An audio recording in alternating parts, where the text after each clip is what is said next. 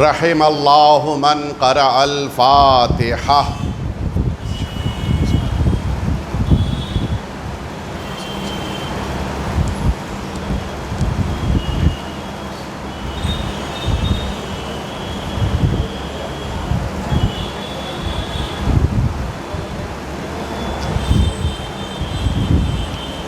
لا حول ولا قوة الا باللہ العلی العظیم، حسبنا اللہ ونعم الوکیل، نعم المولا ونعم النصیر۔ اعوذ باللہ من الشیطان الرجیم، بسم اللہ الرحمن الرحیم۔ الحمد للہ رب العالمین، والصلاة والسلام علی سید الانبیاء والمرسلین، وعلی اہل بیتہ الاطیبین الانجبین، لا سیما الامام المبین، بقیت اللہ فی الارضین۔ ارواحنا و ارواح العالمین لتراب مقدمہ الفداء، عجل اللہ تعالی فرجہ الشریف۔ اما بعد، فقد قال اللہ الحکیم فی کتابہ المبین، یا ایہا الذین آمنوا کتب علیکم الصیام کما کتب علی الذین من قبلکم لعلکم تتقون۔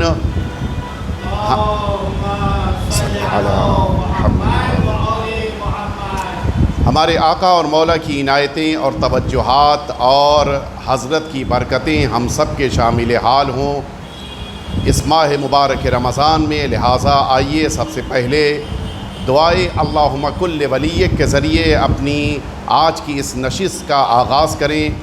بسم اللہ الرحمن الرحیم۔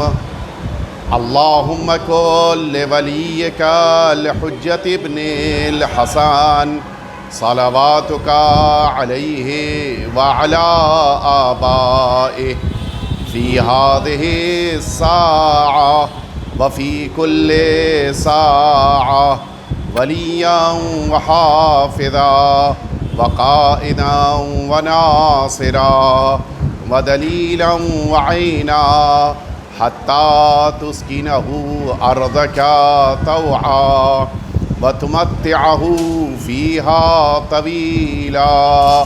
اللہم صلی علی محمد وآل محمد وعجل فرج۔ ایک دفعہ پھر سے مل جل کے صلوات بھیج دیں آپ حضرات۔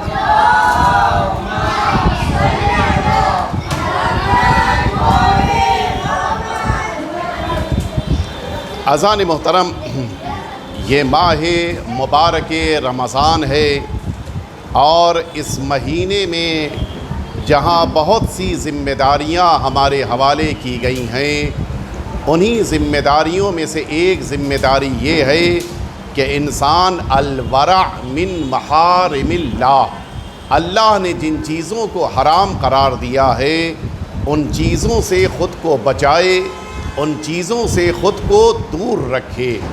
جب اس مہینے میں اپنے کو حرام کام سے بچانے کے لیے اور وہ تمام چیزیں جن سے اللہ راضی نہیں ہے ان سے دور رہنے کے لیے پروردگار نے فرمایا ہے، تو پھر ہماری سب سے بڑی ذمہ داری یہی ہے کہ ہم پہلے پہچانیں کہ کیا چیزیں ہمارے لیے حرام ہیں، اور پھر اس کے بعد ان چیزوں سے پرہیز کریں۔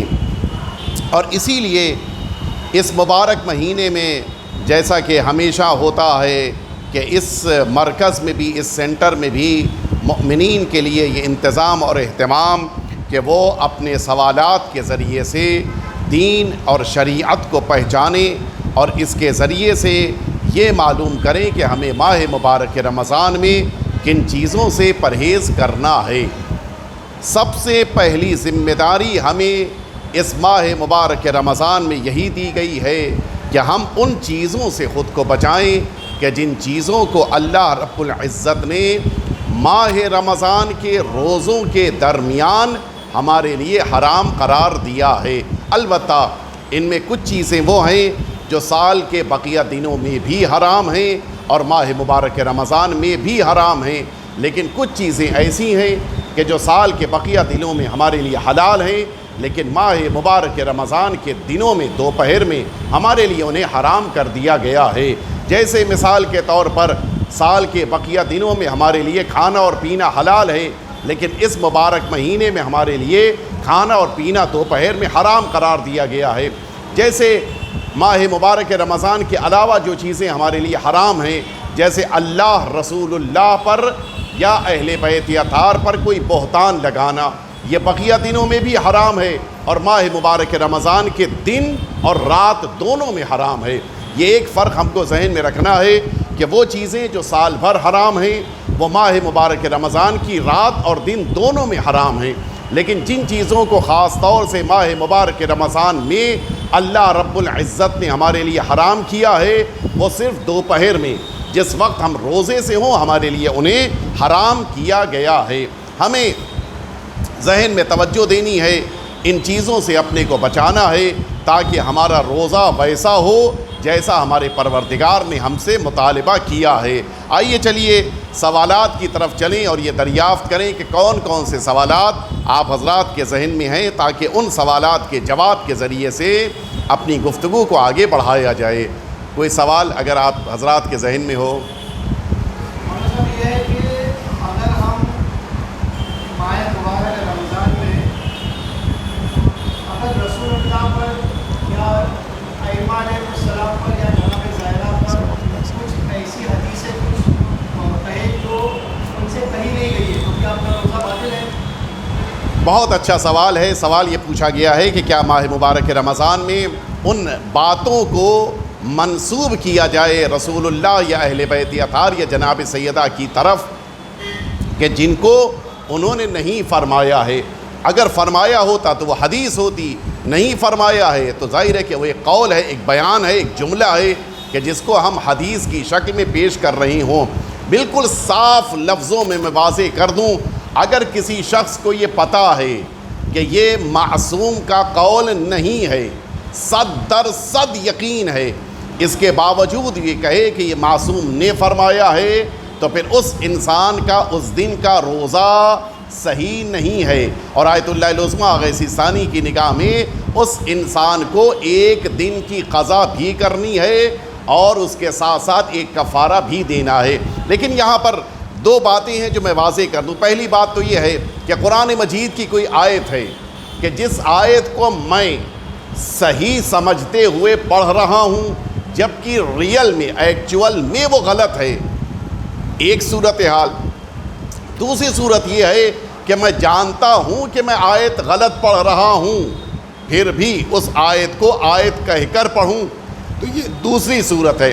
اگر پہلی صورت ہے میں یقین کے ساتھ میں سمجھ رہا تھا کہ یہاں آیت میں مثلاً زبر ہے، میں نے اس کو پیش سمجھ کے پڑھا، یہاں پر زبر تھا میں نے اس کو زیر سمجھ کے پڑھا، تو اس صورت میں جب وہ ریل میں ہم نے غلط پڑھا ہے، لیکن چونکہ ہمیں یقین تھا کہ ہم صحیح پڑھ رہے ہیں لہٰذا یہ انسان بچ جائے گا، اس کا روزہ باطل نہیں ہوگا۔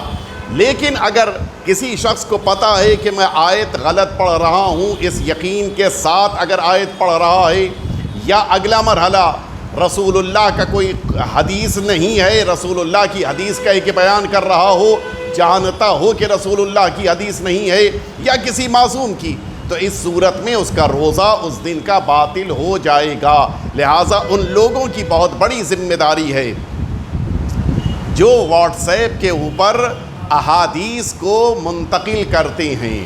ہمارے وہاں بہت اچھا اور بہت ہی زبردست جو کلچر آج ڈیولپ ہوا ہے کہ حدیثوں کو پڑھے بغیر، جملے کو دیکھے بغیر، حتیٰ یہ دیکھے بغیر کہ ریفرنس ہے بھی یا نہیں ہے، ان کو فارورڈ کر دینا۔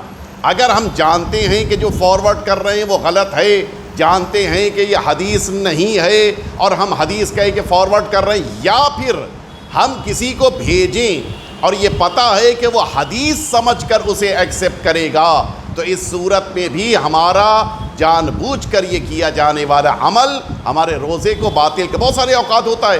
مثلا میں ایک مثال دوں، مصطفیٰ بھائی سال کے ہر روز حدیث بھیجتے تھے، معصوم کا نام نہیں بھی لکھا، مجھے پتہ ہے کہ انہوں نے جو بھیجا ہے وہ حدیث ہے۔ اگر ماہ مبارک رمضان میں بھی انہوں نے مجھے بھیجا اور میں نے اسے حدیث سمجھا، تو چونکہ ان کو یہ بات پتہ ہے کہ میں ہمیشہ حدیث بھیجتا تھا اور میری کہی ہوئی بات کو لوگ حدیث سمجھیں گے، لہٰذا اس طرح سے حدیث کا بھیجنا بھی ہمارے لیے روزے کو باطل کرنے کا سبب قرار پائے گا۔ لہٰذا یہ بہت بڑی ذمہ داری ہے ان لوگوں کی جو ماہ مبارک رمضان میں احادیث کو ایک جگہ سے دوسری جگہ بھیجتے ہیں، وہ حدیث کو معتبر ہو، مستند ہو، تبھی اس حدیث کو فارورڈ کریں گے۔ اگر ایک حدیث ہے امام صادق علیہ السلام سے اور میں نے کہہ دیا کہ یہ امام سجاد علیہ السلام نے کہا ہے، تو یہ حدیث کو بہت اچھی بات پوچھی ہے۔ اگر معصومین میں ایک معصوم کی حدیث کسی دوسرے معصوم سے منسوب کر کے بیان کر دی جائے تو ریل میں تو غلط ہے، لیکن چونکہ علیکم السلام چونکہ ہمارے وہاں روایتوں کی دنیا میں اس بات کی اجازت دی گئی ہے کہ ہم معصومین کے درمیان حتیٰ اگر کسی حدیث کے بارے میں یقین نہیں ہے، معلوم ہے کہ حدیث ہے یا پتہ نہیں چل رہا ہے کہ کس امام سے ہے، تو ہم رسول اللہ کی طرف منسوب کر سکتے ہیں، یہ ہمیں اجازت دی گئی ہے، لیکن بالارادہ جان بوجھ کر کرنے کی اجازت نہیں ہے۔ نہ جانتے ہوئے یا ڈاؤٹ کی بنا پر یا بھول جانے کی بنا پر کر دینا اور ہوتا ہے، جان بوجھ کر ہم نہیں کر سکتے ہیں۔ بہت اچھی بات آپ نے پوچھی ہے۔ معصومین کی طرف ہمیں نسبت دینا ہے، لیکن صحیح شکل میں نسبت دینی ہے۔ اگر ہم بھول گئے ہوں، یاد نہ ہو، یا مثلاً ہمیں ڈاؤٹ ہو، تب تو ہمارے لیے ممکن ہے کہ چھٹے امام کی حدیث پانچویں یا چوتھے امام سے منسوب کر کے بیان کر دیں، لیکن اگر ہمیں یقین ہے کہ چھٹے امام کی حدیث ہے، تب پھر ہم پانچویں اور چوتھے امام سے منسوب کر کے بیان نہیں کر سکتے ہیں۔ اس مرحلے اور مسئلے میں آپ حضرات سے زیادہ ذمہ داری ہم لوگوں کی ہوتی ہے۔ ابھی میں عرض کروں کہ ابھی آج ہی کل دوپہر میں میرے پاس فون آیا، یہ حدیث آپ فرمائیے۔ میں نے کہا میں روزہ اپنا نہیں خراب کروں گا، یا میرے پاس سامنے کتاب ہو تو ٹھیک ہے، یا پھر آپ مغرب بعد فون کیجئے تو میں سمجھوں، اس کے بعد اس پہ کچھ گفتگو کی جائے۔ تو ہم لوگوں کے ساتھ یہ ہوتا ہے کہ یہ جو مسابقے ہوتے ہیں، کمپٹیشن ہوتے ہیں، اس میں احادیث پوچھی جاتی ہیں، سب سے آسان طریقہ ہے مولانا کو فون کرو، کنفرم ہو جائے گا۔ تو وہ بیچارہ مولانا آپ کے فون میں انعام آپ کو ملے گا، روزہ ان کا باطل ہو جائے گا، تو بہت مشکل مسئلہ ہوتا ہے۔ بہت سے عربی بک کے اندر جو حدیث کو ٹرانسلیٹ کرتے ہیں، اس میں آتا ہے قال ابا عبداللہ، ابھی ابا عبداللہ تھرڈ امام کو گنا جائے، نائنتھ امام کو گنا جائے۔ میں بہت اچھی بات، پہلے میں سوال دوہرا دوں۔ دیکھیے ہمارے وہاں معصومین کے، پہلے سوال دوہرا دوں، کبھی کبھی ایسا ہوتا ہے ہم حدیث کی کتاب اٹھا کر دیکھیں، وہاں لکھا ہوگا قال ابو عبداللہ علیہ السلام۔ اب ہم نے کیا سمجھا، ہم لوگ چونکہ زیارت پڑھتے ہیں سرکار سید الشہداء کی السلام علیک یا ابا عبداللہ، سب سے زیادہ مشہور ٹائٹل امام حسین کا ابو عبداللہ ہے، لہٰذا ہمارے ذہن میں پہلا تصور یہ پیدا ہوتا ہے کہ ابو عبداللہ سے مراد ہمارے تیسرے امام حسین علیہ السلام ہے۔ اللہم صلی علی محمد۔ جبکہ آپ کو تعجب ہوگا کہ ابو عبداللہ 3 معصومین کے لیے استعمال کیا جاتا ہے، تیسرے امام، چھٹے امام، ساتویں امام۔ اسی لیے میں اکثر و بیشتر کہتا ہوں کہ یہ جو ہمارے بعض برادران اردو کتاب سے احادیث کو لے کر اجتہاد کرتے ہیں، ان کے وہاں ایک بہت بڑا جو پوائنٹ پکڑ لیا جاتا ہے وہ یہیں پہ پکڑا جاتا ہے۔ جب بھی فقہ کی دنیا میں روایت آتی ہے اور وہاں پر ابو عبداللہ آتا ہے، تو فقہ کی دنیا میں آنے والی روایت میں ابو عبداللہ سے مراد ہمارے چھٹے امام جعفر صادق علیہ السلام ہیں۔ اللہم صلی علی محمد۔ اور جب بھی کبھی عقائد کی دنیا میں کوئی روایت آتی ہے کہ جس میں ابو عبداللہ لفظ آ رہا ہو، تو اس سے مراد ہمارے ساتویں امام موسی کاظم علیہ السلام ہیں۔ اللہم صلی علی محمد۔ اور جب بھی کوئی فضائل کی دنیا میں، اور اسی لیے اگر آپ علماء کی روش کو دیکھیے، ہمارے گزشتہ سارے علماء نے جہاں کہیں بھی تیسرے امام سے کوئی روایت نقل کی ہے تو صرف امام کا لقب نہیں لکھا ہے، ٹائٹل نہیں لکھا ہے، یا کنیت نہیں لکھی ہے، ساتھ میں نام کا بھی استعمال کیا ہے، تاکہ بعد والوں کو کسی قسم کا خطرہ یا خدشہ نہ رہ جائے کہ معصومین کے نام میں دھوکہ ہو جائے۔ تو لہٰذا جب بھی کوئی فضیلت کی روایت آتی ہے، وہاں پر ابو عبداللہ ہے، وہ تیسرے امام ہیں۔ فقہ کی دنیا میں ہے، ہمارے چھٹے امام ہیں۔ اسی طرح سے اگر کوئی تاریخ کی دنیا کی بات ہے، یا مثال کے طور پہ آخرت کا تذکرہ ہے، یا مثال کے طور پر قبر کے حالات ہیں، اس قسم کی جو روایتیں اس میں جہاں پہ ابو عبداللہ آتا ہے وہ مراد ہمارے 7ویں امام موسیٰ کاظم علیہ الصلوۃ والسلام ہوتے ہیں۔ اب یہاں پر ہمارے برادر کا سوال کہ اگر کسی شخص نے ابو عبداللہ سے تیسرے امام کو سمجھا جبکہ تھے وہ چھٹے امام، تو چونکہ وہ اپنے علم میں کمی کی بنا پر یہ دھوکہ کھا گیا، تو اس لیے یہ نہیں کہا جائے گا کہ اس نے جان بوجھ کر کسی معصوم کی طرف غلط نسبت دی ہے جس کی وجہ سے اس کا روزہ باطل ہوا۔ جان بوجھ کے نہیں کیا ہے، دھوکہ ہو گیا کم علمی کی وجہ سے، تو یہ بچ جائے گا۔ لیکن اگر جان بوجھ کے کیا، مثلا یہ آپ جتنے حضرات اس وقت موجود ہیں، ابھی کل کوئی حدیث فقہ کی آپ کے سامنے آ جائے اور اس حدیث میں ابو عبداللہ لکھا ہو، اور پھر بھی آپ یہ کہیں کہ یہاں پر مراد تیسرے امام ہے، جانتے ہوئے، ابھی میں نے بتایا ہے۔ اب جب جاننے کے بعد جان بوجھ کے کیا جائے تب مشکل آ جائے گی۔ البتہ معصومین کے درمیان جیسا میں نے بھی عرض کیا کہ اگر انسان نے جان بوجھ کر نسبت نہیں دی ہے تو اتنا زیادہ مسئلہ روزے کے ٹوٹنے سے متعلق نہیں ہے۔ بہت اچھا سوال آپ کا یہ بھی تھا، بہت اچھا۔ اور کوئی سوال کسی کے ذہن میں؟ فرمائیے۔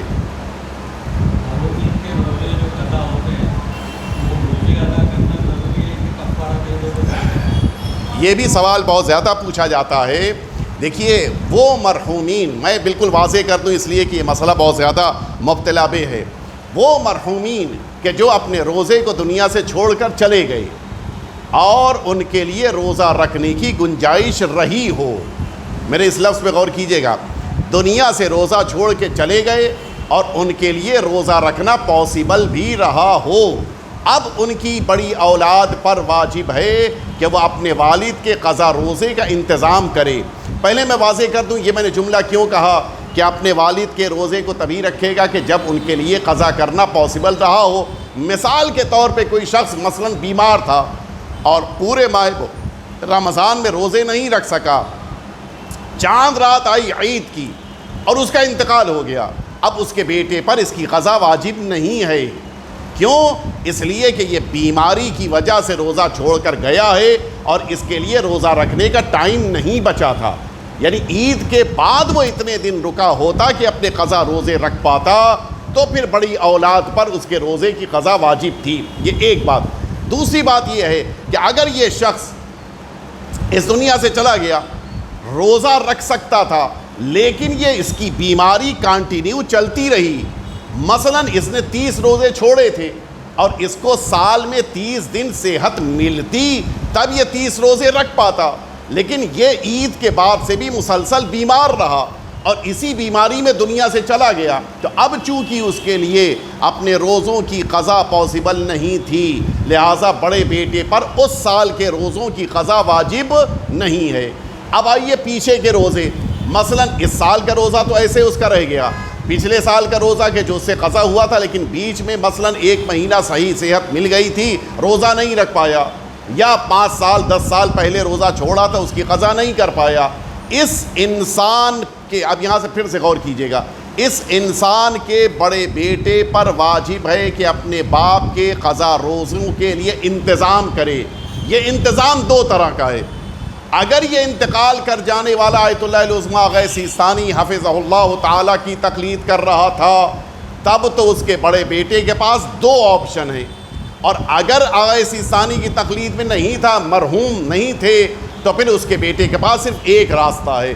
وہ 2 آپشن کیا ہیں؟ وہ 2 آپشن یہ ہیں کہ اگر غیث سیستانی کا مقلد تھا مرحوم تو اس صورت میں یا تو اپنے والد کے مکمل قضا روزے کو رکھے یا رکھوائے، 30 روزے کے مقابل 30 روزہ رکھے، یا پھر یہ کہ ہر روزے کے لیے جو 1 مد کفارہ فدیے کے طور پہ قرار دیا گیا ہے 750 گرام اناج، یہ اپنے والد کی طرف سے 1 دن کے لیے نکال دے، والد روزوں سے آزاد ہو جائیں گے۔ لیکن یہ ایک صورت میں صرف ہے کہ جب وہ آیت اللہ العظمیٰ غیث سیستانی کی تقلید میں رہا ہو اور دنیا سے چلا گیا ہو، لیکن اس میں بیٹے کے تقلید کس کی کر رہا ہے یہ مسئلہ نہیں ہے، مرحوم کس کی تقلید کر رہے تھے یہ معیار ہے۔ تو یہ ذہن میں رہے، اگر مرحوم غیث سیستانی کے مقلد تھے تو اب اس صورت میں یا روزوں کی قضا کرے یا پھر ہر روزے کے لیے فدیے کے طور پہ 750 گرام اناج کسی فقیر اثنا عشری غریب کو دے گا تاکہ والد کے روزوں سے والد کو بچایا جا سکے۔ نماز یعنی پڑھنے کی گنجائش تھی، یہی قضا نماز، ساری صورت وہی ہے جو روزے کی ہے، بس ایک فرق کے ساتھ، روزے میں یہ تھا کہ ان کے لیے فدیہ بھی دے سکتا تھا بیٹا، لیکن نماز میں کوئی ایسا فدیہ نہیں ہے۔ نماز اگر چھوٹی تھی اور اس نماز کے پڑھنے کی ان کے لیے گنجائش تھی اور پھر بھی نہیں پڑھا انہوں نے، تب اس صورت میں بیٹے کے لیے فرض ہے کہ وہ اپنے باپ کی قضا نماز کو ادا کرے یا کسی سے ادا کروا دے۔ فرمائیے۔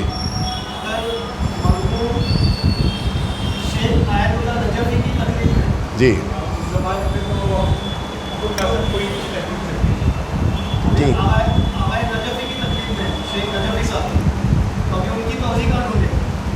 میں اس وقت اس مرحلے میں نہیں ہوں کہ یہ بتا سکوں کہ کون مرجع ہے یا کون مرجع ہے نہیں ہے، یا مرجع تھے یا نہیں تھے، مجھے اس سے بحث نہیں ہے، لیکن نارملی جتنے بھی مراجع کرام ہیں آغا سیستانی کے علاوہ، پریزنٹ اور پاسٹ دونوں زمانوں میں، ان سب کے وہاں، آغا سیستانی کے علاوہ ان سب کے وہاں قضا روزے کے مقابل بیٹے کو قضا روزہ ہی رکھنا ہے۔ فدیے کا مسئلہ صرف اور صرف آیت اللہ العظمیٰ آغا سیستانی کا ہے، نہیں ہے۔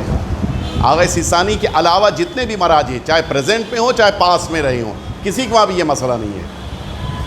جی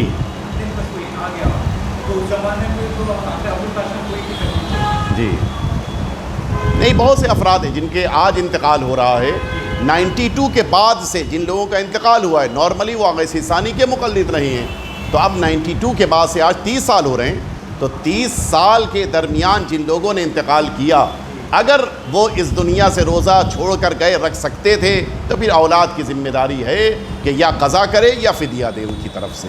البتہ فدیے میں بڑے مسائل ہیں، میں سوچا تھا ابھی سوالات آنے شروع ہوں گے۔ فدیے میں کوئی سوال آپ کے ذہن میں آ رہا ہو، نہیں تو میں بتاؤں آپ کو۔ فدیے کا ایک سب سے بڑا مسئلہ یہ ہے کہ فدیہ اناج ہی کی شکل میں دیا جائے گا، پیسے کی شکل میں نہیں دیا جا سکتا۔ یعنی مثال کے طور کے اوپر آپ ظاہر ہے کہ 30 روزے اگر کسی کے چھوٹے ہیں تو 750 گرام کے حساب سے 22.5 کلو اس کو اناج دینا ہے، اناج کے بجائے اس نے پیسہ بھجوا دیا، یہ نہیں ہو سکتا۔ یا ایک صورت ہے کہ جس غریب کو آپ دے رہے ہیں اس غریب کو آپ وکیل بنائیں کہ تم یہ پیسہ لو، سیدھے مارکیٹ میں جاؤ، جا کر اناج خرید کے گھر میں لے کے آؤ، تب تو پاسبل ہے۔ لیکن اگر آپ نے اس کو وکیل نہیں بنایا، جیسے ہمارے وہاں ہوتا ہے بہت سارے اوقات، یہ ہمارے یو پی میں بہت مسئلہ ہے کہ انہوں نے پیسہ دے دیا، بات ختم ہو گئی، نہیں، بات ختم نہیں ہوئی۔ اگر اس نے کسی اور جگہ اس پیسے کو یوز کر لیا تو پھر آپ کو دوبارہ پھر سے پیسہ دینا پڑے گا یا دوبارہ اناج دینا پڑے گا۔ توجہ رہے، سوا اناج دینے کے اور ساری صورتوں میں مشکل ہے، لہٰذا بہترین صورت ہے کہ انسان چلا جائے کسی بھی غریب کے پاس، یا اناج لے کے اس کے پاس چلا جائے، یا غریب کو لے کے کسی اناج کی دکان پہ آ جائے، خرید کے اس غریب کے حوالے کرے، تب واپس آئے، تاکہ یہ اطمینان ہو جائے کہ میں نے اپنے ایک روزے کے مقابل اناج دے دیا ہے۔ جی، اثنا عشری کی شرط ہے، میں اسی پہ آ رہا تھا۔ فدیے کے لیے شرط ہے کہ اثنا عشری غریب ہونا چاہیے، لیکن اس میں ایک چیز کا خیال رکھیے گا کہ سادات کو نہیں دیا جا سکتا ہے، سادات کو یہ فدیے کی رقم آپ نہیں دے سکتے ہیں، اگر دیں گے تو نان سادات ہی کو دیں گے، چونکہ اس کے لیے خاص مواقع ہیں، موارد ہیں، لہذا آغا سیستانی نے اس میں خاص تاکید رکھی ہے کہ شیعہ اثنا عشری غیر سید کو دیا جائے گا۔ یہ سید نے روزہ چھوڑا ہی کیوں؟ ہاں نہیں، اس کا بھی نہیں دیا جائے گا۔ ہاں ہاں، اناج میں کچھ بھی، اناج میں گیہوں ہے، چاول ہے، آٹا ہے، وہ جتنی چیزیں جو وہ استعمال میں آتی ہیں اناج میں، جتنی چیزیں استعمال اناج میں آتی ہیں، بعض مراجع کے وہاں حتیٰ آغا سیستانی کے دفتر میں بھی ذکر آیا تھا دواؤں کا، لیکن بعد میں اس کو ختم کر دی۔ بعض مراجع کے وہاں ہے کہ آپ دوا میں بھی دے سکتے ہیں، لیکن آغا سیستانی کے وہاں صرف اناج میں دینا ہے۔ فطرہ یہ جو ماہ مبارک رمضان کے آخر میں نکلے گا، جی اس میں اثنا عشری شرط ہے، صرف ایک اس میں صورت ہے، آپ کے پورے علاقے میں کوئی بھی اثنا عشری غریب نہ بچا ہو تو اس صورت میں مسلمان فقیر کو دیا جائے گا، لیکن ایک شرط کے ساتھ اس مسلمان کو دیا جائے گا کہ جو اللہ یا رسول اللہ یا اہل بیت یا اطہار کو برا بھلا نہ کہتا ہو. لفظ استعمال کیا کہ ناصبی. اگر کوئی ناصبی مسلمان ہے، البتہ وہ مسلمان ہی نہیں ہے لیکن چونکہ اصطلاح میں کہا جاتا ہے اگر وہ ناصبی ہے مسلمان تو اس کو نہیں دے سکتے. لیکن اگر کامن مسلمان ہے کہ جو اس دنیا میں رہتا ہے اہل بیت اطہار کا نام لیتا ہے تو پھر شیعہ فقیر اثنا عشری نہ ہونے کی صورت میں اسے دیا جا سکتا ہے. کیا چیز نارملی تو فقیر مل جاتے ہیں بہت سارے علاقوں سے. ہمارے بامبے میں تو مشکل نہیں، باہر مشکل ہوتی، دبئی وغیرہ میں جیسے، چونکہ آغا سیستانی کے وہاں دوسرے شہر لے جانے پہ پابندی ہے. بقیہ مراجع میں اور آغا سیستانی کے وہاں یہ بھی ایک فرق ہے. بقیہ مراجع کے وہاں دوسرے شہر بھیجنے میں کوئی مشکل نہیں ہے، لیکن آغا سیستانی کے وہاں اپنے شہر ہی میں دینا ضروری ہے. اگر پہلی صورت ہے اپنے شہر میں شیعہ اثنا عشری فقیر مل گیا تو آپ دوسرے شہر نہیں بھیج سکتے. اگر آپ کے شہر میں شیعہ اثنا عشری فقیر نہیں ملا تو مسلمان فقیر کو دینا، تب بھی آپ دوسرے علاقے میں نہیں بھیج سکتے. اور اگر مسلمان فقیر بھی نہ ملے تب اس صورت میں آپ دوسرے شہر دوسرے علاقے میں آپ ٹرانسفر کر سکتے ہیں. یہ آغا سیستانی کے وہاں بقیہ سے الگ مسئلہ ہے. روزہ رکھنے کی شرط میں ایک یہ سوال ہے کہ اگر کوئی لڑکی گھر میں اگر کوئی نہیں ہے اور کسی کے ساتھ موبائل کے اوپر اگر چیٹنگ کر رہی ہے، یہ سوال مجھے پوچھا گیا، اگر کسی کے ساتھ موبائل پہ چیٹنگ کر رہی ہے تو کیا اس چیٹنگ کے حساب سے اس کے روزے میں کوئی اشکال یا کوشچن مارک آ سکتا ہے؟ سب سے پہلے تو یہ طے کرنا ہوگا کہ اس نے یہ چیٹنگ کس کے ساتھ کی ہے. اگر چیٹنگ مثلا وہ اپنے بھائی سے کر رہی ہے، اپنے والد سے کر رہی ہے، یا اپنے ہسبینڈ سے کر رہی ہے، اپنی اولاد سے کر رہی ہے، محرم سے کر رہی ہے تو مسئلہ نہیں ہے. دوسرے مرحلے میں یہ چیٹنگ ہو سکتا ہے کہ اس نے نامحرم کے ساتھ حرام طور پر دو شکلوں میں کی ہو. پہلی صورت یہ ہے کہ اس نے چیٹنگ کی ہے مثلا اپنے کلاس کے کسی ساتھی کے ساتھ، اس نے کہا کہ مجھے بھائی آج میں اسکول نہیں آ سکی تھی، کالج نہیں آ سکی تھی، آج کا سلیبس یا آج کا مسئلہ پورا لیسن مجھے بھیج دو. تو یہ ایک چیٹنگ ہے، یہ دوسرا مرحلہ ہے. تیسرا مرحلہ یہ ہے کہ نامحرم کے ساتھ چیٹنگ کر رہی ہے اور جو گفتگو ہو رہی ہے وہ بھی حرام ہے.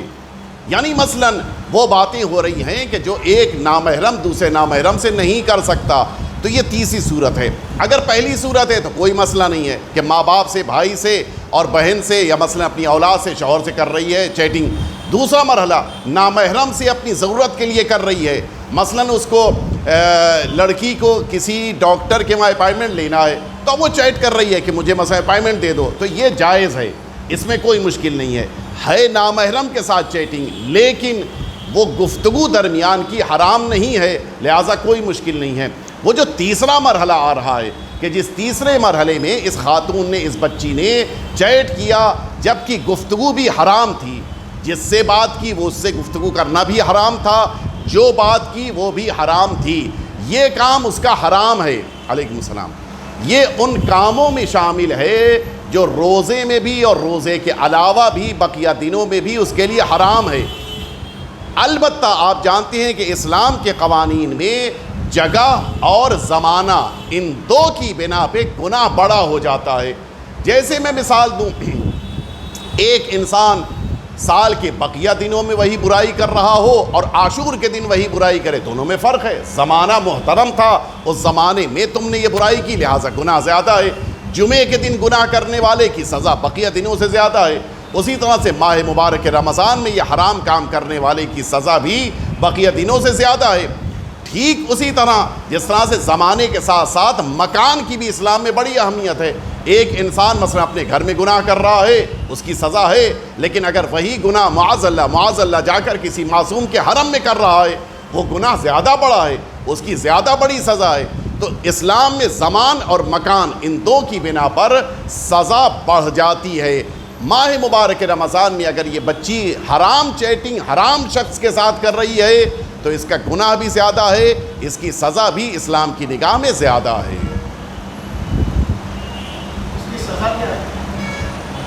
سزا تو دیکھیے ظاہر ہے کہ یہ اس صورت میں ممکن ہے کہ جب حکومت اسلامی ہو، ورنہ عام حالات میں اس کے لیے کوئی کفارے کی شکل میں نہیں ہے.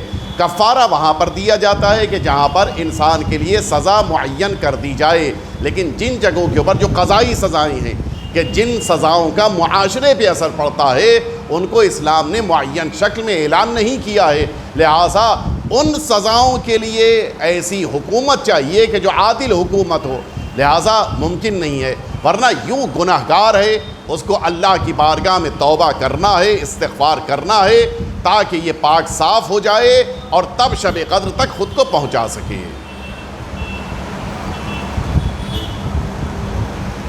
اور فرمائیے کوئی سوال؟ جی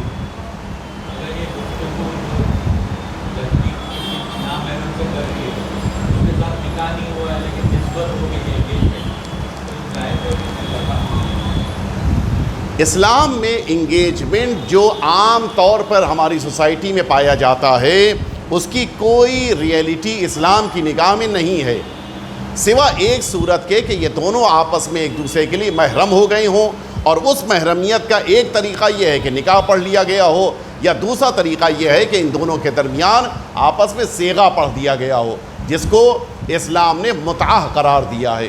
یہی دو راستے ہیں کہ جن کے ذریعے سے یہ ایک دوسرے کے لیے محرم ہو سکتی ہے۔ ایک تیسرا راستہ فیڈ والا ہے کہ جو بڑا ٹیڑھا ہے کہ جس کے مسئلے کی بڑے مشکل ہو جاتے ہیں، اس کی طرف میں لے کے نہیں جاؤں گا، لے دے کے یہی دو راستے بچتے ہیں۔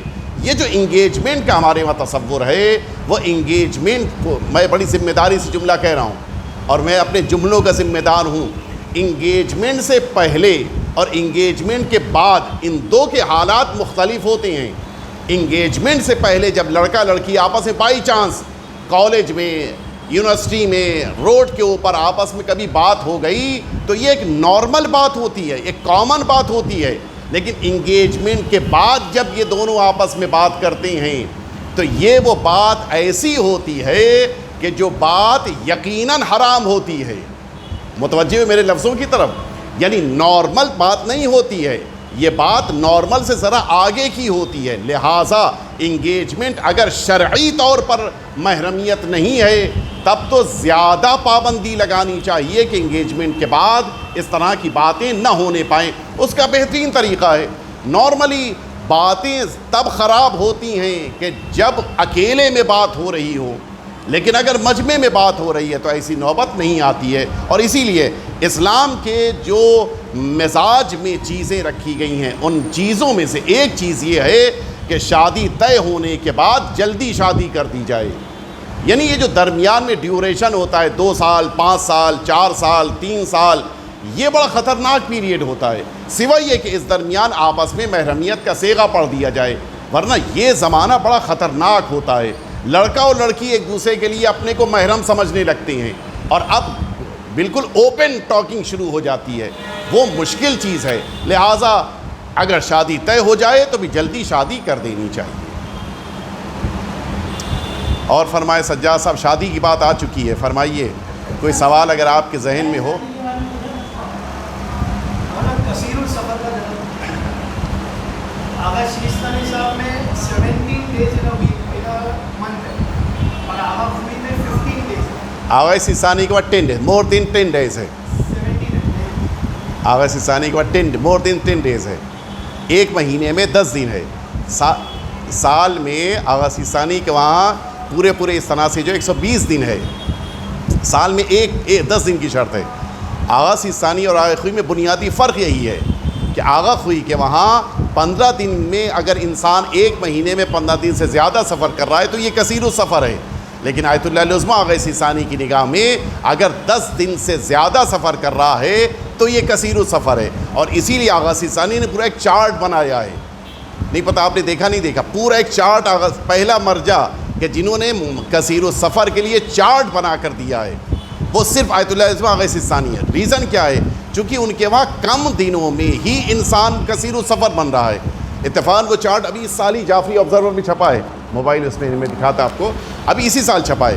اگر وہ چارٹ آپ دیکھ لیں تو بڑا آسان ہو جائے گا کہ مہینے میں کتنے دن، یا سال میں کتنے دن، یا 2 مہینے میں کتنے دن، یا 6 مہینے میں کتنے دن، وہ پورا انہوں نے اس میں ڈیٹیل بتا دیا ہے کہ یہ کس صورت میں کثیر السفر بنے گا اور کہاں جانے کے بعد کثیر السفر بنے گا۔ یہ بھی ایک مسئلہ تھوڑا سا مختلف ہے بقیہ سے آغا سیستانی۔ ہٹے طرف کو سبھی معاملے کی یہ آغا سیستانی کے وہاں بلاد کبیرہ کے احکام میں نہیں ہے ممبئی، لہٰذا اس بنا پر آپ کے لیے یہ جیسے ہی آپ ویسٹرن کی آپ بات کر رہے ہیں ممبرا کی طرف جائیں گے، بوری ولی، تو ادھر یہی بوری ولی اس کے آس پاس کے جو اسٹیشنز ہیں، دہیسر ہے شاید، جو شہر جہاں پہ ختم ہوتا ہے، جہاں پہ لکھا جاتا ہے کہ نہیں نالا سپارہ تو آپ شہر سے نکل گئے، آپ جہاں پر بھی آپ کی بلدیت یعنی یہ میونسپلٹی چینج ہو جائے، میونسپلٹی کہاں پہ چینج ہوتی ہے جا کے؟ ڈسٹرکٹ چینج ہے، وہی بات ہوئی آپ، ہاں میں دہیسر کنفرم نہیں ہے میرے لیے، لیکن جہاں تک بھی آپ جائیں، جیسے مثلا میرا روڈ ممبئی میں شامل نہیں ہے، میرا روڈ تھانے میں شامل ہے، میرا روڈ جو ہے وہ تھانہ ڈسٹرکٹ لگتا ہے، جہاں تک بھی آپ جائیں گے ممبئی جہاں تک کہا جائے گا قانونی طور پہ گورنمنٹ کی نگاہ میں یہ آپ کا آخری سرا ہے، اس کے آگے جائیں گے تو اب آپ کو دیکھنا ہے کہ 22 کلومیٹر آپ جا رہے ہیں یا نہیں جا رہے ہیں، جیسا ابھی نالا سپارہ کا، تو اگر نہیں میں کہہ رہا ہوں اگر بامبے سے نکلنے کے بعد آپ اتنی آگے جا رہے ہیں کہ 22 کلومیٹر جا رہے ہیں، کم از کم 22 کلومیٹر ہونا چاہیے، تو اب جب 22 کلومیٹر تک آپ جا رہے ہیں تو آپ کے لیے نماز قصر ہو جائے گی۔ جیسے مثلا یہ بھیونڈی ہے ہمارا، بھیونڈی اگر آپ کلیان ہو کر جا رہے ہیں تو یہ بامبے سے 22 کلومیٹر سے زیادہ تقریباً 23-24 کلومیٹر ہو جاتا ہے، آپ کے لیے نماز قصر ہو جائے گی۔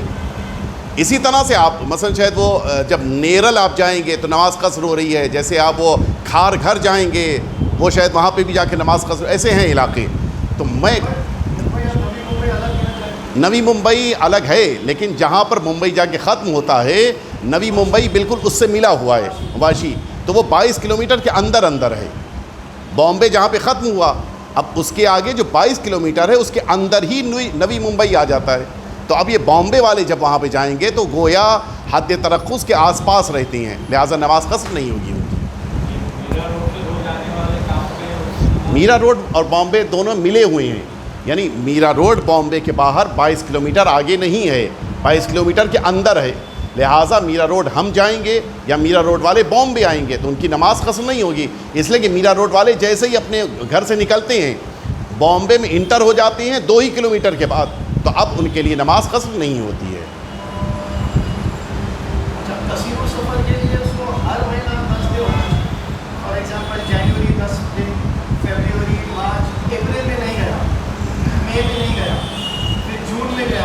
اگر ایسا کوئی انسان ہے تو اس کو 6 مہینہ کاؤنٹ کرنا ہے، اس کے پاس 6 مہینے کا مطلب یہ ہے کہ اس کے پاس 60 دن سے زیادہ اس نے سفر کیا ہو 6 مہینے میں، تو 6 مہینے میں 60 دن سے، جیسے یہ لوگ ہوتے ہیں یہ نیوی والے، یہ لوگ جو جاتے ہیں تو 6 مہینے کے لیے جاتے ہیں، یہ لوگ اگر 60 دن سے زیادہ سفر میں ہیں تو یہ کثیر السفر ہیں، ہو سکتا ہے کہ بیچ کے مہینوں میں 1 مہینے سفر ہی نہیں کیا، لیکن 1 مہینہ ایسا ہے کہ جس میں سے 30 دن سفر کر لیا تو وہ کور ہوتا ہے، تو 6 مہینے میں ان کو 60 دن کا حساب کرنا ہے، پورے سال میں انہیں 120 دن کا حساب کرنا ہے، اور اگر منتھلی ان کو کاؤنٹ کرنا ہو تو 10 دن کر کے کاؤنٹ کرنا ہے۔ ٹور آپریٹر جتنے ہیں تقریباً یہ اگر سال میں یہ نارملی 120 دن یہ سفر سے پہ رہتے ہیں، چونکہ 120 دن سفر پہ رہتے ہیں لہٰذا کثیر السفر ہے، نارملی وہ 120 دن سے زیادہ سفر پہ رہتے ہیں۔ 120 دن کا مطلب یہ ہے کہ 3 مہینہ نہیں 4 مہینہ، تو سال میں 4 مہینے سفر کرتے ہیں وہ، اگر سال میں 4 مہینے کے سے زیادہ ان کا سفر ہے تو کثیر السفر ہے وہ۔ جی فرمائیے، اور کوئی سوال؟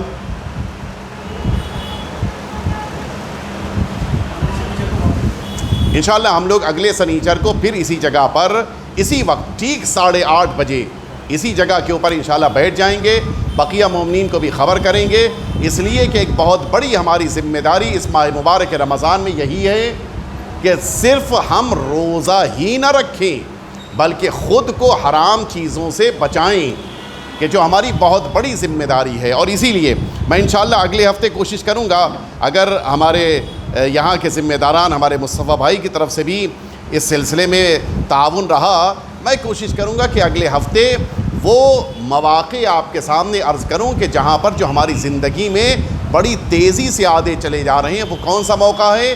ہمارے وہاں خمس 6 چیزوں پر واجب ہے، جن میں سے 4 وہ ہیں کہ جن کا تعلق ہم سے معمولاً نہیں ہوتا نارملی.